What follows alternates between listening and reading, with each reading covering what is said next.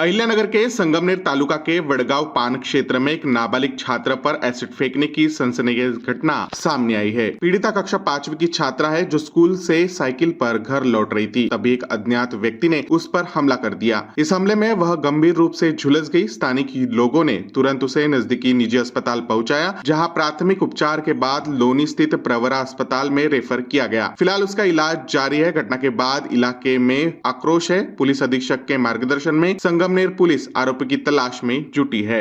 आज साधारणतः 11:30 ते 12 वाजताच्या दरम्यान वडगाव पाण गाव आहे संगमनेर तालुक्यामध्ये। त्या ठिकाणी शाळकरी मुलगी परत येत असताना तिच्यावरती अज्ञात व्यक्तीनं ॲसिड फेकल्याची घटना घडली। त्यानंतर संगमनेर तालुका पोलीस ठाण्यामध्ये BNS 124(1) प्रमाणे गुन्हा नोंद करण्यात आलेला आहे आणि आरोपीचा आम्ही शोध घेत आहोत। संबंधित मुलगी आहे तिच्यावरती उपचार PMT हॉस्पिटल लोणी या ठिकाणी करण्यात येत आहेत। उपचार सुरू आहेत आणि पुढील जे आरोपीच्या शोध घेत आहोत।